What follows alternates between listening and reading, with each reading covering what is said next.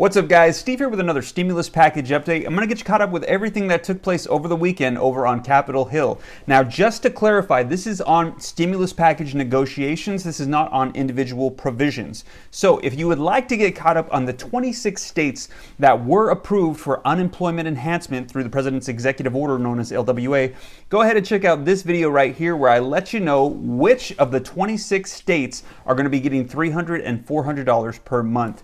But now I'm going to get you caught up on stimulus package information. And if you like that, if you could do me a quick favor, smash the like button. It'll just take a second. It'll help me out a ton.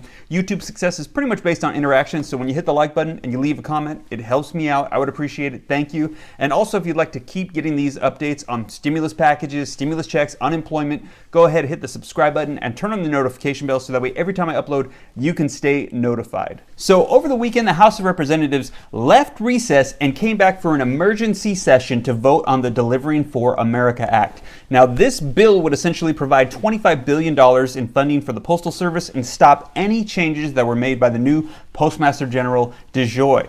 Now, the changes could potentially stop mail-in ballots from arriving in time for elections. And the Democrats were concerned that this was politically motivated, that he was trying to help out the president. So they called this an emergency return to session to vote on this, and they passed this bill in the House of Representatives over the weekend. Now, I received a comment saying, this is just a USPS bill, who cares?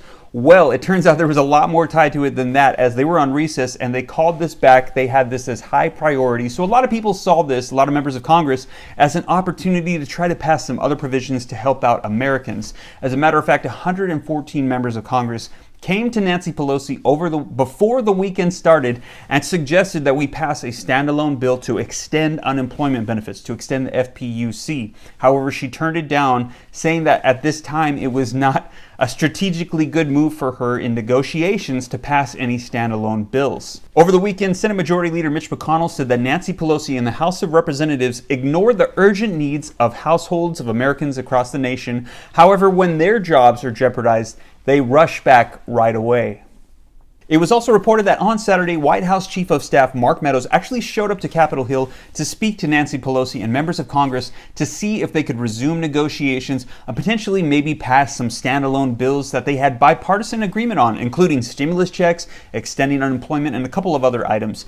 However, it was said that when Mark Meadows actually showed up there, that he was told that Nancy Pelosi was in meetings and that she was unavailable to meet with him. Later on, it was reported that Nancy Pelosi said that at this time, she will not be passing any standalone bills, that it is not in her strategic favor for negotiations to pass any standalone bills, that she wants one comprehensive stimulus package that includes everything. So at this time, she said no to any of those bills. In addition to that, when she was asked about Mark Meadows, she referred to him as what's his name and said that they did not have the priority of the American people at hand. Meanwhile, as I mentioned in previous videos, the Senate currently is putting together a skinny stimulus package, which in my opinion is going to be their negotiating piece for the Delivery for America Act, since there's no way they're going to be passing this. So essentially they're putting together a little small package that's about $500 billion. That's their small package. And it's going to have a couple of provisions in there that they really want to see passed. And I think they're going to use this as a negotiating piece and say, if you pass the Delivery for America Act, we're also going to include these items as well. So as that unfolds, I'll be sure to share it here on my channel so that way you guys can stay up to date. And pretty much that's what has unfolded over the weekend in regards to stimulus package negotiations. As more comes out, I'll be sure to share it. And you guys, if you could do me a quick favor again, smash the like button. It'll just take a second. I would appreciate it. And also hit the subscribe button if you haven't already, so that way you can stay up to date on what's taking place. And as soon as I upload videos, you can stay notified if you hit the notification bell. Also, if you'd like a chance to get 2 free stocks, there's a link in the description below. When you download the Webull app and you fund your account with as little as $100, you can get 2 free stocks, one of which could be valued up to $1,400. Well, you guys, I hope this video was informative. I'll make sure to keep you guys up to date. Hope this reaches you well. God bless. This is Steve.